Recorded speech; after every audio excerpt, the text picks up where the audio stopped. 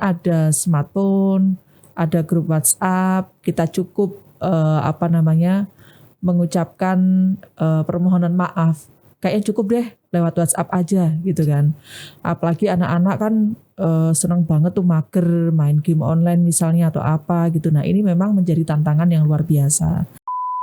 Juga menjadi sesuatu yang mendorong dan memotivasi anak mau silaturahim ya. Iya. Bahkan biasanya anak-anak nih menjelang lebaran udah mempersiapkan dompet terkhusus gitu kan. Iya. Hasil angpau dari lebaran gitu kan. Hasil dari silaturahim. Jadi kayaknya sih lewat lah gadget itu.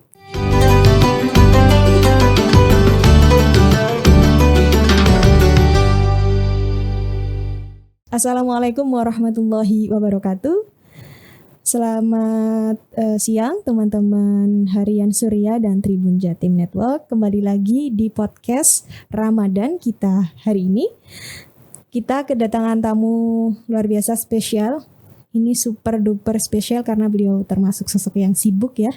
Kita udah janji take beberapa kali tapi alhamdulillah hari ini sampai di hari yang luar biasa ini. Beliau merupakan Sekretaris Umum PP Fatayat NU. Assalamualaikum warahmatullahi wabarakatuh, Ibu. Waalaikumsalam warahmatullahi wabarakatuh, Mbak Pipit. Saking groginya saya ketemu jenengan. Ya, kita hari ini kan membahas tentang membangun karakter anak di suasana Ramadan. Apalagi nih lebih mengerucut ke mengajak anak nih supaya gimana mereka mau silaturahmi ke keluarga-keluarga. Karena biasanya kalau akhir-akhir Ramadan atau waktu hari raya lah ya, itu anak-anak ini agak malas untuk ikut kegiatan orang tua, berkunjung-kunjung ke rumah saudara, tetangga, karena sibuk dengan gadget atau kesibukannya lah sendiri ya. Soalnya anak-anak hari ini tuh ngerasa kayak ngapain sih gitu. SMS aja bisa gitu, ngapain kita harus ke sana gitu, apalagi alasannya COVID gitu. Mending di rumah aja dan sebagainya. Nah, pripun Mbak Margaret, cara membangun karakter anak nih, cara membujuk mereka supaya mereka ini paham bahwa ini penting, silaturahmi ini penting. Terima kasih. Pripun? Terima kasih Mbak Pipit. Memang orang tua itu kan tidak perempuan saja, tapi juga laki-laki kan punya tugas dan kewajiban untuk membangun karakter ya kepada anak gitu kan. Membangun karakter tentu karakter yang berkualitas gitu kan kepada anak, karakter yang baik kepada anak. Salah satunya adalah terkait dengan bagaimana pentingnya membangun silaturahim. Dan benar banget hari ini tuh tantangan silaturahim tuh luar biasa beratnya. Karena apa? Ya hari ini ada smartphone, ada grup WhatsApp, kita cukup mengucapkan permohonan maaf. Kayaknya cukup deh lewat WhatsApp aja gitu kan. Apalagi anak-anak kan seneng banget tuh mager main game online misalnya atau apa gitu. Nah ini memang menjadi tantangan yang luar biasa. Tetapi memang kita harus melakukan strategi memberikan pemahaman kepada anak kita tentang betapa pentingnya silaturahim itu dilakukan. Misalnya silaturahim itu mengajarkan kepada anak untuk mempererat hubungan keluarga, mengenalkan. Kan biasanya kalau waktunya lebaran tuh kan kalau ngumpul keluarga-keluarga yang jauh, keluarga yang tinggal jauh atau yang secara kekeluargaannya tidak langsung gitu ya, itu kan akan berkumpul. Nah disitulah kemudian sarana untuk mengenalkan kepada anak saudara-saudaranya itu di mana aja, aktivitasnya apa saja, ngapain saja. Jadi disitulah kemudian menjadi momentum yang asik gitu ya. Jadi kepada anak kan harus mengenal ini asik banget nih, ketemu banyak saudara di sini. Nanti kamu akan tahu ada saudara kamu yang tinggal di luar kota yang tidak sama dengan kita misalnya, atau di luar pulau yang tidak sama dengan kita misalnya gitu ya. Kemudian mengenalkan tentang aktivitas-aktivitas dari keluarga yang kita bisa mengambil hal positif dari semuanya. Ini konteksnya kan silaturahim yang baik ya gitu ya. Nah kemudian sama anak-anak diajarkan untuk nanti kamu bisa main sama saudaramu yang dari sini gitu ya. Jadi itu konteksnya untuk membangun dan mempererat keluarga itu di situ. Nah, kemudian kita bisa mengambil pelajaran agama Islam atau bagaimana Islam mengajarkan tentang pentingnya membangun silaturahim kepada anak. Misalnya kita bisa mengambil bahwa di Islam itu Allah itu menyampaikan firman-Nya atau bisa melalui banyak hadis yang mengajarkan kepada kita bahwa membangun silaturahim itu ternyata bisa memanjangkan usia, gitu ya, bisa memperbanyak rizki, gitu kan, bisa memperbanyak ilmu. Kan ada hadis Nabi yang mengatakan man ahabba ayyub satulahu fi rizki wa in sa'alahu fi asarihi falyasil rahimah. Jadi barang siapa yang ingin diperluas rizkinya, kemudian juga ingin dipanjangkan umurnya, maka kepadanya hendaknya membangun silaturahim. Ada banyak hadis yang menyampaikan hal yang serupa gitu ya, bahwa dengan silaturahim ini kita akan dipanjangkan usia, akan mendapat berkah dipanjangkan usia, juga diperbanyak rizki. Ya tentu sajalah kalau misalkan dianalogikan ya, kenapa bisa memperpanjang usia? Karena kan dengan silaturahim ini kemudian melahirkan kerukunan, melahirkan keharmonisan di antara keluarga, sehingga itu membawa hal positif. Dan hal positif ini kan bisa mendukung atau yang mengarahkan kepada memperpanjang usia. Jadi anak-anak ini diajarkan bagaimana disambungkan ajaran agama Islam itu seperti ini, kemudian bisa diambilkan contoh gitu ya, diambilkan contoh tentang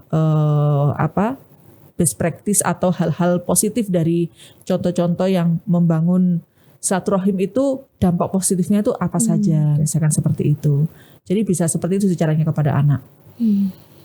Dan tentu kan ini momentum Lebaran, satu hal yang setahun sekali loh, kira-kira begitu kan, baru bisa dilakukan. Ini kesempatan yang luar biasa nih. Kapan lagi kita bisa ngumpul-ngumpul begini gitu. Jadi kalau main handphone kan masih bisa nanti-nanti gitu kan. Tapi kalau ini silaturahim, Lebaran cuma setahun sekali, ayo kita manfaatkan untuk membangun silaturahim dengan dampak-dampak positif yang tadi sudah beberapa hal disampaikan. Oke. Mungkin bisa ini catatan juga untuk orang tua ya. Bisa jadi nanti kalau silaturahmi ini jangan lupa kasih angpau biar teman-teman biar anak-anak nih semakin euforianya ketemu sama keluarga-keluarga itu makin hidup atau seperti apa, gimana Mbak? Saya kira itu juga menjadi sesuatu yang mendorong dan memotivasi anak mau silaturahim ya. Bahkan biasanya anak-anak nih menjelang Lebaran udah mempersiapkan dompet terkhusus gitu kan, hasil angpau dari Lebaran gitu kan, hasil dari silaturahim. Jadi kayaknya sih lewat lah gadget itu. Karena salah satu yang memantek atau mendorong ini kan ada uangnya gitu kan. Nanti dihitung sendiri, dipegang-pegang sendiri gitu kan. Meskipun kebanyakan nanti terakhirnya, aduh uang Lebaranku tahun kemarin saya titipin mama terus nggak tahu kemana. Yang mana yang dulu gitu kan. Banyak anak-anak yang seperti itu. Jadi saya kira itu ini menjadi pemantik yang mendorong juga anak untuk mau silaturahim di hari Lebaran ya gitu. Berarti nggak masalah juga ya untuk memberikan sedikit. Nggak ada masalah. Dan itu kan sebenarnya bisa jadi momentum tahadus bernikmah gitu ya. Kita mensyukuri atas nikmat, kemudian kita berbagi, kita ingin menyenangkan anak-anak gitu kan, supaya anak-anak ini yang sebulan sudah belajar berpuasa, menahan diri dari makan minum dan hawa nafsu gitu ya kira-kira.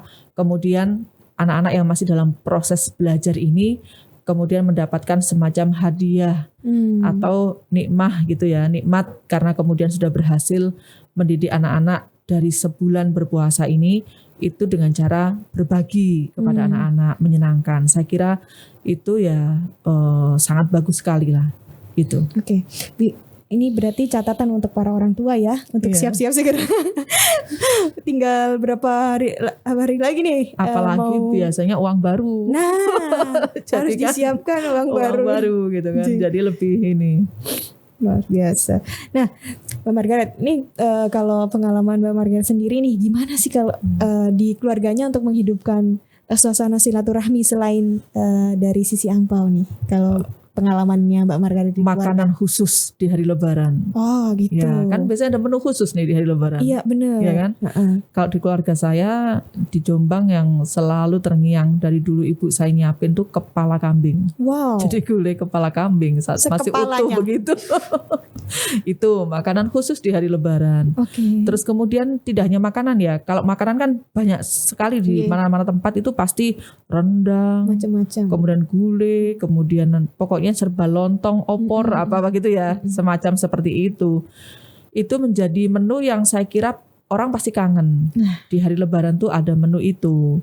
Dan yang lebih menyenangkan lagi, ada banyak kue gitu ya. Ada banyak kue yang itu juga menjadi penyemarak lah kalau saya kira ya. Meskipun ini bukan suatu hal yang wajib yang harus kita, tapi sebagai penyemarak. Karena biasanya di Lebaran itu momentum saling berkunjung. Kalau di kampung saya di Jombang kan saling berkunjung. Jadi misalnya saya sudah ke rumahnya sepupu saya A. Sepupu saya tuh juga harus balik berkunjung ke saya gitu. Itu masih kuat ya. Jadi kan karena rumah kita bakalan dapat tamu banyak, ya logikanya lah kita itu hormat tamu kan begitu. Hormat tamu sehingga kita harus memprepare untuk makanan atau minuman khusus sebagai bentuk atau wujud kita menghormat tamu gitu ya. Memang beda sih, zaman dulu kecil kan kalau orang tua dulu cenderung semua yang disuguhkan tuh buatan sendiri. Nah kalau sekarang memang lebih simpel. Tapi kan tetap dengan rangkaian yang aneka warna yang itu saya yakin menggugah dan menjadi penyemangat kita dalam menyambut Lebaran, yang kemudian ini utamanya, core intinya adalah silaturahim itu antar keluarga. Oke. Jadi sebenarnya persiapan untuk silaturahmi sendiri di Lebaran itu bisa disiapkan mulai sekarang. Misalnya anak diajak untuk masukin makanan di toples kue gitu mungkin ya. Bisa jadi. Bisa juga kemudian hunting toples, membersihkan toples bagi yang punya toples ya. Mempersiapkan gelas yang lucu-lucu, minuman yang aneka warna gitu ya. Ada yang kalau di Jombang biasanya ibu saya itu ini temulawak ngoro. Itu yang khas dari Jombang itu, temulawak ngoro itu yang biasanya selalu disiapkan. Tapi ada juga keluarga saya itu yang menyiapkan jamu. Jamu, dan itu saya selalu kangen. Saya selalu kangen tiap tahun kalau misalnya berkunjung ke keluarga saya yang itu, karena minuman jamunya itu enak. Dan itu disuguhkan hanya ada satu tahun sekali ya? 1 tahun sekali. Dan itu gak berubah. Dari tahun ke tahun, dari sejak mbah saya masih ada, kemudian sampai mbah gak ada, sampai sekarang ke putranya, itu masih tradisi itu masih itu menyuguhkan setiap Lebaran ya dengan jamu itu gitu ya. Dan itu selalu saya tunggu kalau ke situ gitu. Berarti terbukti bahwa makanan atau minuman yang disediakan di Ramadan di Lebaran bisa jadi pemantik keinginan untuk ayo kesana yuk silaturahmi yuk gitu ya. Termasuk baju baru. Tapi kan itu dulu kalau kecil ya. Kalau sekarang dewasa mah yang penting bajunya rapi, bersih, cukup meskipun nggak harus baru gitu kan. Yang penting kelihatan tidak kucel, tidak kotor gitu kan. Yang penting bersih, meskipun itu udah baju tahun berapa nggak ada masalah gitu. Yang penting masih tampak rapi gitu. Kalau kita zaman kecil dulu, iyalah baju baru, ini baru. Kalau sekarang kan nggak kayak begitu. Ya itu hanya pendukung juga, meskipun nggak harus gitu. Luar biasa, Mbak Margaret. Terima kasih atas sharingnya hari ini. Jadi kita tahu nih bahwa persiapan menjelang Lebaran untuk orang tua, bagaimana supaya anak-anak ini tidak hanya malas di rumah aja memilih main gadget atau laptop atau apapun perangkat mereka yang mereka punya. Jadi diawali dengan ajakan-ajakan yang disampaikan tadi sama Mbak Margaret. Nah, tradisi-tradisi yang seperti itu yang memang nantinya akan dirindukan ya sama anak-anak karena bagaimanapun mereka kan jadinya terkenang, menjadi memori ya. apalagi nih momennya 1 tahun sekali begitu. Nah, terima kasih Mbak Margaret atas kesempatannya sudah hadir di Harian Surya dan Tribun Jatim. Semoga ada kesempatan di lain waktu untuk membahas tema-tema yang lain. Oke, terima kasih sama-sama. Kita tutup teman-teman. Jangan lupa untuk lihat podcast kita setiap hari di bulan Ramadan pukul 10 waktu Indonesia Barat. Teman-teman bisa saksikan dan mengambil ilmu karena memang luar biasa narasumber kita juga narasumber yang tidak didatangkan dari sembarangan orang. Ya, kita akhiri. Wassalamualaikum warahmatullahi wabarakatuh. Waalaikumsalam warahmatullahi wabarakatuh.